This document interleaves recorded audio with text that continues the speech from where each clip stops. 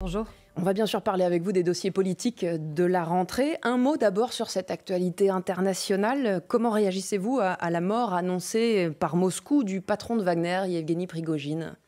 D'abord, il faut rappeler ce qu'est Wagner. On l'avait d'ailleurs adopté à l'Assemblée nationale quand je présidais le groupe Renaissance. C'est une organisation qui est une organisation terroriste, une organisation qui a visé à déstabiliser un certain nombre de pays, de régions, qui a commis des exactions, des massacres de manière évidente. Donc c'est celui qui dirigeait et pilotait cette organisation paramilitaire et terroriste qui est aujourd'hui décédé. Il faut d'abord rappeler encore une fois ce qu'était et ce que reste, à date d'ailleurs, le groupe Wagner. Mais est-ce que sa mort peut changer les choses pour la guerre en Ukraine ? Je ne sais pas si sa mort peut changer les choses, honnêtement, sur la guerre en Ukraine. Ce que je sais, c'est l'engagement déterminé de la France et de l'ensemble des alliés de l'Ukraine de manière à faire en sorte, évidemment, de continuer à l'accompagner et de l'accompagner jusqu'à la fin, c'est-à-dire jusqu'à la possibilité pour l'Ukraine de recouvrer sa pleine souveraineté. Aurore Bergé, on revient à la scène nationale. Emmanuel Macron, ça y est, a dévoilé les grandes lignes de son initiative politique dans un entretien au magazine Le Point. Il assume, après les émeutes, de faire de l'éducation le cœur de la bataille. Et il dit que l'éducation, c'est son domaine réservé. On pensait que c'était la défense et la politique étrangère, le domaine réservé du président, non ? Ce qu'on a vu quand même, malgré tout, dans les émeutes, et notre engagement, c'est justement d'arriver à tracer des lignes après les émeutes. Et dans ces émeutes, on a vu un délitement de l'autorité, on a vu des très jeunes qui étaient malheureusement engagés dans des faits de violence particulièrement graves, ce qui pose à la fois des questions sur la parentalité, sur comment on fait en sorte d'accompagner les parents et de les responsabiliser, ce qui pose des questions évidemment sur l'école, la place de l'école et de l'autorité en général dans notre société. Et finalement, c'est une politique publique qui est extrêmement attendue, si ce n'est peut-être la plus attendue par les Français. Donc que le président de la République lui-même clairement s'engage, trace des voies aussi des réformes, comme il l'a commencé à l'esquisser sur la question des épreuves, sur la question de la temporalité, sur le fait peut-être de rentrer plus tôt pour permettre à nos enfants qui sont les plus fragiles d'être mieux accompagnés. Macron évoque une rentrée dès le 20 août et il veut aussi utiliser le mois de juin pour les élèves qui n'ont pas d'examen. Ça, c'est possible dans un contexte de pénurie d'enseignants. C'est possible à court terme, dès la rentrée prochaine ? En tout cas, je pense que c'est souhaitable. C'est souhaitable parce qu'on a aujourd'hui des familles qui nous alertent en disant concrètement qu'évidemment, elles, les parents travaillent et qu'on a des enfants, notamment des jeunes adolescents, qui, juin, juillet, août, se retrouvent parfois un peu en déshérence, peuvent se retrouver seuls aussi face à des nouveaux risques, à des nouvelles menaces. Je pense à la question des réseaux sociaux, la question des écrans en particulier. Donc le fait que l'école et donc l'État, finalement, viennent en accompagnement des familles, viennent en accompagnement de nos enfants, je pense que ça, c'est notre responsabilité. Vous dites que c'est souhaitable, mais est-ce que c'est faisable avec quels enseignants ? On a à la fois, vous le savez, la nécessité de continuer à recruter plus d'enseignants et le président de la République s'est engagé, et ce sera le cas à la rentrée, surtout qu'évidemment, dans chaque salle de classe, il y ait un enseignant à la rentrée, malgré, vous le savez, des tensions de recrutement qui sont extrêmement fortes. Après, si on doit élargir la durée, est-ce que c'est la durée de l'enseignement ? Est-ce que c'est la durée de l'accompagnement plus personnalisé, comme on a pu le faire, par exemple, sur la base du volontariat ? Le collège ? Là, c'est au ministre de l'Éducation nationale, après, évidemment, de le définir. En tout cas, moi, du côté des familles, je pense que c'est souhaitable parce qu'on a, encore une fois, des familles qui nous alertent, des familles qui nous demandent de les accompagner, de les aider, d'aider aussi à responsabiliser leurs enfants. Et je pense que plus l'État peut être présent, pas en substitution, mais aux côtés des familles, et mieux c'est pour notre société en général. Emmanuel Macron remet à plat aussi une partie du calendrier des épreuves du bac. Ça veut dire quoi ? C'est un aveu d'échec de la réforme Blanquer de 2018 ? Parce que le chef de l'État dit c'est pas possible d'avoir des épreuves si tôt, comme c'est le cas aujourd'hui dans l'année. Je crois que Jean-Michel Blanquer a été un excellent ministre de l'Éducation nationale et qu'on en voit d'ailleurs des effets qui sont des effets positifs. Je pense à ce qu'on a fait notamment sur le dédoublement des classes en CP et CE1 dans les quartiers qui étaient les quartiers défavorisés. Mais sur le bac, le président veut revoir et la après, réforme sur le bac, on a testé des choses qui étaient nouvelles. Des choses qui étaient nouvelles de manière à prendre en compte, par exemple, le contrôle continu, qui était une bonne chose aussi, de se dire on ne joue pas toute sa vie, comme parfois on pouvait le penser, nous, quand on était en terminale, sur l'épreuve finale et le contrôle continu. Et donc l'assiduité aussi et l'énergie qu'on y met tout au long de l'année compte.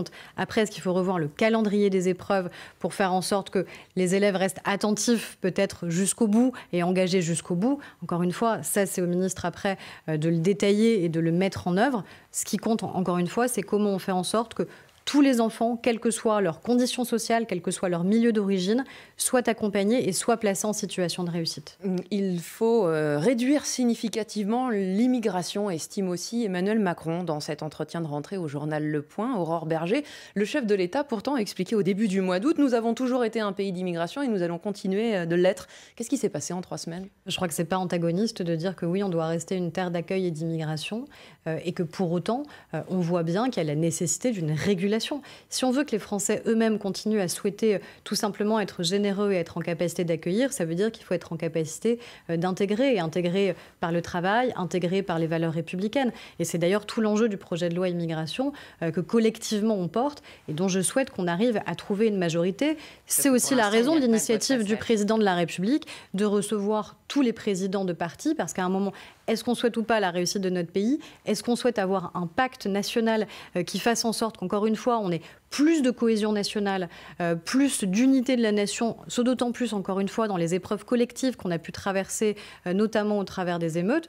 Je crois que là, il faut que tous les partis politiques acceptent de jouer le jeu, tout simplement, d'une capacité à faire nation. Mais justement, initialement, cette initiative politique, elle était cantonnée à ce que le chef de l'État considère comme étant l'arc républicain, hors Rassemblement national et la France insoumise. Et finalement, ils seront invités. Qu'est-ce qui s'est passé? C'était pas nécessaire, mais c'est devenu indispensable de les inviter? Ils sont présents à l'Assemblée nationale. Est-ce que ça veut dire qu'on cherche des compromis avec eux? À aucun moment, le groupe que j'ai présidé, la majorité présidentielle, n'a fait d'alliance politique, ni avec le Rassemblement national, donc l'extrême droite, ni avec LFI et donc l'extrême gauche. Après, est-ce qu'il faut pour autant les boycotter et dire en fait vous n'avez pas le droit d'être autour de la table alors que vous représentez de facto les millions de Français qui ont voté pour vous? Donc Emmanuel Macron s'est trompé en pensant les exclure dans un premier temps? Non, mais je pense que vous avez tout simplement la nécessité, quand vous êtes président de la République, de prendre acte de la décision qui était la décision des Français. Ce qui ne veut pas dire derrière faire en sorte de la combattre. Et la combattre, la manière la plus efficace, c'est d'abord de réussir. Et réussir, c'est justement les initiatives que prend le président de la République pour faire en sorte que notre pays soit plus fort à l'issue de ce quinquennat et à l'issue même de ces 2 quinquennats qu'il ne l'était auparavant. Mais moi, je pense qu'on ne peut pas penser que le simple fait de boycotter suffirait à effacer des idées politiques. Ce qu'il faut, c'est les combattre.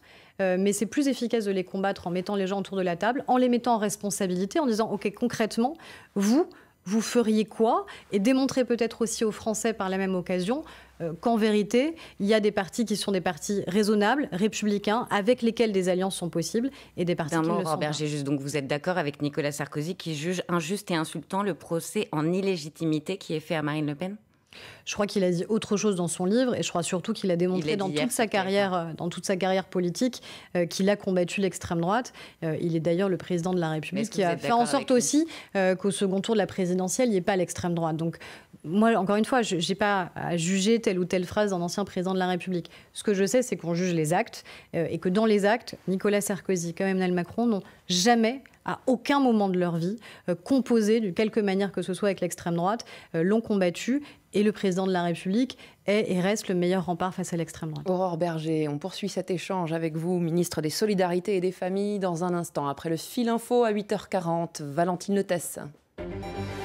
Il y a des doutes raisonnables sur les conditions de la mort de Yevgeny Prigojine, estime Olivier Véran, le porte-parole du gouvernement, alors que les autorités russes annoncent la mort du patron du groupe paramilitaire Wagner dans le crash d'un avion près de Moscou. 48 heures après la mort d'un enfant de 10 ans, une nouvelle fusillade cette nuit dans le quartier de Pisevin à Nîmes. Cette fois, la victime est un jeune homme de 18 ans connu des services de police. Près d'une infirmière sur 2 quitte l'hôpital ou change de métier après 10 ans de carrière. C'est la conclusion d'une étude de l'adresse parue ce matin, le service statistique du ministère de la Santé. On atteint le pic de cette vague de chaleur, 17 départements en vigilance rouge ce matin, 39 en orange et de nouveaux records de température battus, 42,4 degrés enregistrés par exemple hier à Toulouse. France Info. Le 8-30 France Info. Agathe Lambré, Agathe Mahuet. Toujours avec Aurore Berger, ministre des Solidarités et des Familles. Aurore Berger, le président veut bâtir des accords avec les partis et envisage d'avoir recours au référendum. Alors qu'il a toujours refusé cette option que parfois les oppositions lui réclamaient. Vous croyez vraiment qu'elles vont lui faire ce cadeau aujourd'hui ? Ce n'est pas les oppositions qui vont décider si oui ou non un référendum peut exister. Dans la Ve République, c'est le président de la République qui doit déterminer si oui ou non on doit avoir recours au référendum. C'est sa capacité même et c'est comme ça que notre Constitution a été pensée. Et d'ailleurs, il a toujours dit que ça pouvait être une option. Il n'a jamais écarté par principe en disant jamais je n'aurai recours au référendum. Il l'a dit plusieurs fois, mais il n'est jamais allé au bout. Par exemple, le référendum promis sur l'environnement. Est-ce que je pense qu'on n'a pas toujours eu dans notre pays, vous le voyez bien au cours des divers quinquennats ou même septennats, eu beaucoup recours directement aux Français par le référendum. Ce n'est pas totalement la culture politique française même, objectivement. Après, est-ce que justement dans cette logique-là qui est de dire il faut arriver à recréer de la cohésion, à refaire nation et donc aller aussi consulter peut-être directement les Français, je pense que ça doit pouvoir être une option. Ça ne veut pas dire qu'il faille que ce soit systématique. La décision, elle est partagée entre à la fois des députés, des parlementaires qui représentent les Français, c'est une démocratie représentative, et puis une démocratie plus directe qui doit pouvoir s'exprimer. Les deux ne sont pas en concurrence. Pourrait porter un référendum ? Il faudrait d'abord déjà que l'initiative du président, que cette main tendue qu'il fait aux partis politiques, elle puisse être saisie. L'objectif, il est quand même là. Des oppositions. Mais on a besoin, à partir du moment où vous êtes en majorité relative, ça veut dire encore une fois que vous devez bâtir des compromis. Et c'est ce qu'on a fait depuis un an, puisqu'à la fin, vous l'avez bien vu, vous le savez, je l'ai vécu en tant que présidente de groupe, tous les différents projets de loi budgétaires ont été adoptés et à chaque fois avec des majorités nouvelles. C'est cette main tendue, sur quel sujet pourrait porter un référendum ? Emmanuel Macron parle par exemple du service national universel, des institutions. Je pense qu'il faut que ce soit des sujets qui à la fois concernent évidemment directement les Français, mais qui sont au cœur de ce qu'on appelle le pacte républicain, les enjeux d'autorité, les enjeux régaliens. Je pense que c'est là-dessus qu'il y a du sens évidemment à ce qu'un référendum, si le président de la République le souhaite, puisse exister. Aurore Berger, l'allocation de rentrée scolaire est revalorisée cette année, 5,5%. Mais vous l'avez constaté, hier vous étiez dans un supermarché, c'est moins que l'inflation sur les fournitures scolaires, environ 10%. Est-ce qu'il faut un geste supplémentaire pour les familles modestes ? Alors il y a déjà un geste qui est très important, l'allocation de rentrée scolaire. C'est plus d'1 milliard d'euros chaque année que l'État apporte aux familles pour aider les familles qui sont les plus fragiles, les plus vulnérables. Mais l'inflation elle est plus forte. Est-ce qu'il faut aller plus loin ? Mais pour donner peut-être juste un repère, quand vous êtes une famille monoparentale au SMIC, c'est-à-dire vous travaillez, vous gagnez le SMIC, vous avez un enfant, c'est 413 € en moyenne que vous percevez. Donc l'allocation de rentrée scolaire, il y a deux sujets. Il y a deux polémiques en vérité qui sont régulièrement utilisées. Il y a ceux qui disent ça ne suffit pas, ce qui est faux. Et je pense que tous les parents qui, objectivement, comme moi, sont allés faire leurs courses, savent que ça suffit pour payer les fournitures scolaires. Et même, et c'est tant mieux, l'inscription aux activités. Exactement. Et même, et là, ça permet de scolaire. répondre à la deuxième polémique. Vous savez que c'est un peu un des marronniers politiques qu'on a à chaque rentrée, qui est de dire que l'allocation de rentrée scolaire serait utilisée pour d'autres choses que pour les enfants. Bien, l'objectif, c'est que cette allocation, ce soit une véritable aide aux familles. Et une aide aux familles, ça veut dire que les parents peuvent aller sereinement faire leurs courses de rentrée avec leurs enfants pour payer les fournitures scolaires, qui sont largement finançables par cette allocation, par cette aide, et ça laisse des moyens. Donc, pas totalement ça, ça suffit amplement, vous nous dites, et pour les, ça laisse des moyens les justement familles des pour classes payer moyennes qui des ne affaires de reçoivent sport. pas cette allocation. Je finis juste là-dessus, pardon. Et ça laisse des moyens, encore une fois. Vous avez fait des caddies vous-même, je crois, sur France Info. J'ai fait le test hier dans une très grande enseigne, et je peux vous le dire, pour un enfant qui rentre en 6e, le panier moyen de fourniture scolaire, c'était 130 €. Pour un enfant qui rentre en seconde, le panier moyen, c'était 190 €, permettant encore une fois d'avoir toutes les fournitures scolaires et d'avoir des moyens supplémentaires pour les familles, tout simplement pour payer des vêtements, des affaires de sport, pour payer aussi la cantine. Et je crois que aider comme ça nos familles, aider les familles les plus fragiles, les plus vulnérables, c'est une nécessité. Et vous parliez des classes moyennes. Qui ne touchent pas l'allocation. Quand, par exemple, on a revalorisé les allocations familiales, les allocations familiales, ça veut dire que toutes les familles à partir de 2 enfants en ont bénéficié, là, quel que soit leur niveau de revenu. Quand on a augmenté le complément mode de garde, ça veut dire que là encore, toutes les familles qui ont recours à des gardes d'enfants, par exemple, à domicile ou en microcrèche, ont pu y avoir accès. Quand on a augmenté le crédit d'impôt pour la garde d'enfants, ça veut dire que les classes moyennes ont pu plus sereinement pouvoir faire garder leurs enfants. Donc il y a à la fois accompagner les familles les plus fragiles, les plus vulnérables, c'est cette aide, cette allocation de rentrée scolaire. Cette allocation. Et encore une fois, aider les classes moyennes avec beaucoup de dispositifs qui existent et qui sont nécessaires. Les classes moyennes qui sont concernées par le budget 2024 que le gouvernement prépare en ce moment. Elisabeth Borne, hier, a répété qu'il n'y aurait pas de hausse d'impôts. Mais si le gouvernement augmente plusieurs taxes et diminue des aides, ça revient au même finalement pour le porte-monnaie des Français, non ? C'est pour ça que la Première ministre a redit très clairement qu'on ne serait pas le gouvernement de la hausse des impôts. On a fait l'inverse. Il y a des taxes qui vont augmenter, par exemple, la franchise. On a fait l'inverse depuis maintenant 6 ans. Oui. On a baissé l'impôt sur le revenu, on a supprimé, vous le savez bien ici, la redevance audiovisuelle tout en compensant les moyens pour l'audiovisuel public. On a eu de cesse que de baisser les impôts des Français, la taxe d'habitation qui a été supprimée pour l'ensemble des ménages sur la résidence principale. Donc on a rendu du pouvoir d'achat aux Français. Et aujourd'hui, on ne va pas faire l'inverse. Certaines taxes, Aurore Bergé, vous êtes ministre des Solidarités. Est-ce que vous êtes à l'aise avec cette idée de doubler la franchise? C'est la part que payent les Français quand ils achètent des médicaments ou qu'ils vont chez le médecin. Vous trouvez ça légitime? Ce qui est légitime, c'est de se dire qu'à un moment, la dépense publique, elle n'est pas sans fin et sans limite, parce qu'à la fin, vous ne pouvez pas me poser dans la même question, me dire est-ce que vous allez ou pas augmenter les impôts, et dire mais continuez à augmenter la dépense publique, parce que les Français ne sont pas idiots. Quand on leur dit qu'on augmente indéfiniment la dépense publique, ils disent ça veut dire que c'est les impôts de demain que vous allez augmenter. Moi, je ne veux pas qu'on augmente les impôts des Français. Je veux au contraire qu'on continue à être sur cette dynamique-là, et pour les ménages, et pour les entreprises, qui permet de leur rendre du pouvoir d'achat. Et après, est-ce que, à la marge, sur certains sujets, vous parliez notamment d'une question de santé, on peut augmenter un peu la franchise? C'est une discussion budgétaire qu'on aura au Parlement, à l'Assemblée et au Sénat en cette rentrée. C'est pas une rustine qui va justement impacter le pouvoir d'achat? Parce que quand on interroge les généralistes, ils disent il n'y a pas d'abus, il n'y a pas de surconsommation de médicaments, ou alors c'est très marginal. Donc c'est quoi le motif? C'est à la fois un motif de responsabilité, c'est un motif aussi budgétaire, et c'est encore une fois une discussion et un arbitrage qu'on rendra parce qu'on a aussi besoin, nous, en termes de dépenses publiques, de pouvoir financer. On ne peut pas venir sur vos plateaux et annoncer des politiques publiques sans dire concrètement comment ces politiques publiques seraient financées. Et si on ne veut pas avoir recours à l'impôt, ça veut dire qu'à un moment, il faut qu'on puisse faire des choix qui sont des choix budgétaires. Et ces choix budgétaires, ils ne se feront jamais au détriment des familles, ils ne se feront jamais au détriment des plus fragiles, ils ne se feront pas au détriment de la classe moyenne. Mais je pense qu'on a tous des enjeux de responsabilisation, et je pense que c'est un débat, honnêtement, auquel les Français sont prêts. Aurore Bergé, vous restez avec nous, ministre des Solidarités et des Familles. On vous retrouve après le fil info à 8h50. Valentine Letesse. Un homme de 18 ans tué par balle dans le quartier Pisevin de Nîmes, là où un enfant de 10 ans a été victime d'une fusillade il y a 48 heures. Sa mort a déclenché l'envoi sur place de la CRS 8 spécialisée dans le maintien de l'ordre. Emmanuel Macron aura recours au référendum. Le chef de l'État l'assure dans un entretien au Point. Toujours privé de majorité absolue à l'Assemblée, il réunira la semaine prochaine toutes les forces politiques représentées au Parlement. En quête, je cite, d'accords utiles pour la France et dont certains seront peut-être soumis à référendum. L'exécution de Yevgeny Prigojine paraît assez vraisemblable, estime sur France Info Sylvie Berman, ancienne ambassadrice de France en Russie. Les autorités russes annoncent la mort du patron du groupe paramilitaire Wagner dans le crash d'un avion près de Moscou. Avis aux clients d'Eni, si votre facture de régularisation d'électricité s'élève à plusieurs milliers d'euros, il y a eu des erreurs, reconnaît le fournisseur d'électricité au lendemain de sa convocation au ministère de la Transition énergétique. L'entreprise italienne s'engage à corriger le tir. France Info.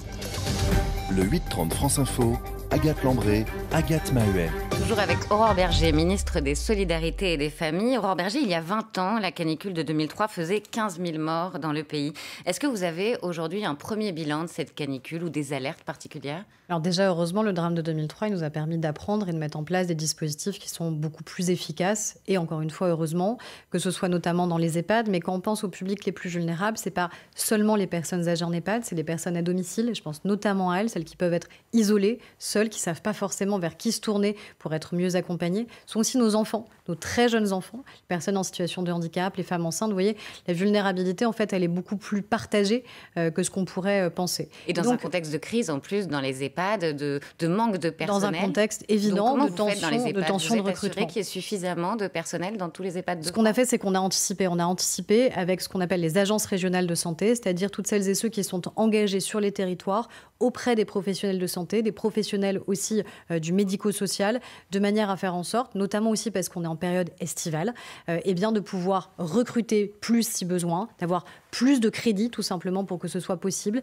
y compris sur des courtes périodes. Donc pour l'instant, on a une situation qui est maîtrisée, qui est contrôlée dans nos EHPAD, 7500 EHPAD à travers le pays, avec des obligations qui ont été faites aux EHPAD, d'avoir des espaces qui sont des espaces de fraîcheur, réfrigérés, climatisés, pour faire en sorte, encore une fois, qu'il y ait des temps pour les personnes les plus vulnérables. Mais pas d'obligation d'installer la climatisation dans les chambres des EHPAD, ça c'est normal ? À ce stade, pour l'instant, ça ne l'est pas. Il y a 7500 EHPAD. Il va peut-être falloir avoir cette discussion-là parce qu'en vérité, on a, nous, là, tout de suite, une situation d'urgence évidente pour faire en sorte que les personnes soient les plus protégées possibles. Et puis, on a un sujet plus structurel. C'est que le dérèglement climatique fait que ces vagues de chaleur qui sont beaucoup plus impressionnantes à la fois par leur ampleur, leur intensité, mais aussi par leur durée. J'étais en Haute-Savoie, un département comme la Haute-Savoie qui, depuis maintenant 8 jours, est en vigilance canicule. Ça n'était jamais arrivé. Mais donc, vous souhaitez modifier la réglementation sur la climatisation dans les chambres d'EHPAD? C'est une discussion qu'il faut avoir parce que vous avez plein de gestionnaires différents dans les EHPAD, vous le savez bien, les EHPAD publics, des EHPAD hospitaliers, des EHPAD privés, des EHPAD qui ont été construits à des dates qui sont extrêmement variées aussi sur notre pays.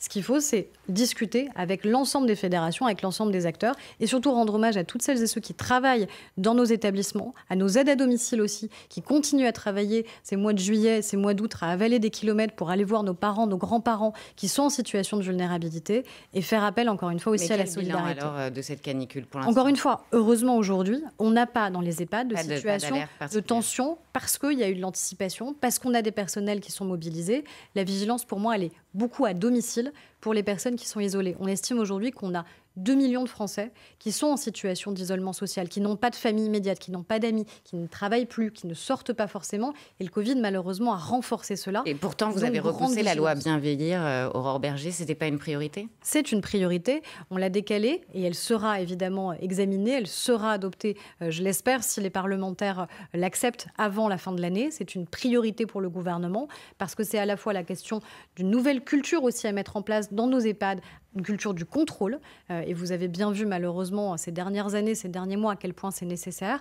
Et la culture du contrôle, ce n'est pas une culture de la défiance vis-à-vis de nos personnels qui font un travail qui est absolument remarquable. Et pour les personnes à domicile, quelles mesures concrètes dans ce plan ? Alors, il y a, et ça sera, je l'espère encore une fois, adopté par les parlementaires, il y a des aides pour nos aides à domicile. Notamment, il y a un grand sujet qui est la question des frais kilométriques, des indemnités kilométriques pour les aides à domicile, parce que vous le voyez bien dans nos départements, souvent, elles doivent prendre leur voiture, elles doivent pouvoir faire le plein. Et donc, l'idée, c'est de les accompagner au-delà des revalorisations salariales qui ont déjà été organisées, qui ont déjà eu lieu.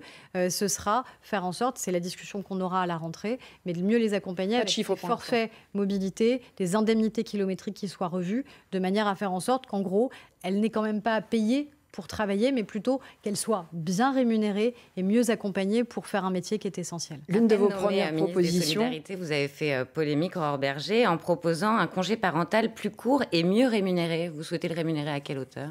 Surtout, je veux qu'on sorte de l'hypocrisie sur le sujet. On peut toujours être très fier d'avoir des droits qui ne sont jamais exercés. C'est bien de se dire qu'on est très généreux, mais si en vérité personne ne l'utilise, c'est peut-être que ça ne fonctionne pas. Et aujourd'hui, quand vous avez 0,8% des pères qui utilisent le congé parental, qui vient, je le rappelle, parce qu'il y a eu peut-être de la mauvaise foi parfois, en complément du congé paternité, évidemment, ou évidemment du congé maternité, ça veut dire que ça ne fonctionne pas. Et donc moi, ce que je souhaite, c'est qu'on laisse le choix aux familles, qu'on fasse en sorte que ceux qui veulent peut-être avoir un long congé parental puissent y avoir accès, avec une rémunération dont vous savez qu'elle est aujourd'hui à 429 €, mais faire en sorte surtout que des Français, qui sont les Français de la classe moyenne, qui gagnent 2 000 ou 3 000 €, de manière évidente, ils ne peuvent pas s'arrêter pendant 3 mois ou pendant 6 mois. Si on leur dit du jour au lendemain, vous gagnez 3 000 €, ce sera 429 €. Or, on sait que ces moments-là, ils sont des moments déterminants dans la vie du jeune enfant, les fameux 1000 premiers jours de la vie de l'enfant. Donc moi, ce que je veux, c'est qu'on ait un débat serein qui fasse en sorte que les familles, demain, elles aient plus le choix, elles aient plus la possibilité de passer du temps, si elles le souhaitent encore une fois, auprès de leurs enfants, que ce soit pour les mères, congé maternité évidemment, mais surtout aussi pour les pères. Vous le savez, on l'a renforcé. On a renforcé le congé maternité. Les femmes indépendantes. Mais c'est la discussion. Est-ce qu'il faut faire comme en Allemagne, par exemple, où le congé est indemnité à hauteur de 70% du salaire ? Mais encore une fois, ça c'est un débat. Incitatif. Mais il faut que ce soit incitatif. Mais est-ce que vous avez un ordre aujourd'hui ? Je veux que ce soit en proportion du salaire. Je veux plus que ce soit un barème fixe à 429 €, parce que le barème fixe à 429 €, en vérité, soit vous avez des personnes qui sont déjà en situation de fragilité qui l'utilisent, soit vous avez des gens très aisés, et ça place les femmes dans une situation de dépendance économique. C'est ça qui se passe si on est très lucide. Donc moi, je veux encore une fois qu'on laisse plus le choix aux parents de se dire est-ce qu'on peut ou pas prendre un temps supplémentaire auprès de son enfant après le congé maternité, après le congé paternité. Je crois que ça, c'est assez déterminant dans ce qu'on veut dans une société qui replace les solidarités en son cœur. Si vous raccourcissez ce congé parental, quelles propositions faites-vous? Quelles solutions proposez-vous aux parents pour le mode de garde? On a une pénurie de personnel, de places en crèche partout en France. On s'est engagé sur un service public de la petite enfance et sur 200 000 places en crèche supplémentaires d'ici 2030, dont la moitié qui doit être réalisée dans ce quinquennat. Donc pour moi, il y a les deux en parallèle. C'est pas dire d'un côté, c'est les parents à la maison avec les enfants ou de l'autre côté, les places en crèche. Il faut encore une fois que les familles aujourd'hui, elles aient le choix. Qu'elles aient le choix d'une garde à domicile, qu'elles aient le choix de pouvoir rester plus longtemps auprès de leurs enfants et de leurs bébés, qu'elles aient le choix de pouvoir mettre leurs enfants en crèche en toute sécurité, en toute sérénité. Ce qui passe là encore, comme c'est le cas dans les EHPAD, par une meilleure reconnaissance, une meilleure revalorisation de celles, parce qu'en général ce sont des femmes, qui s'occupent de nos enfants. Aurore Bergé, ministre des Solidarités et des Familles, merci d'avoir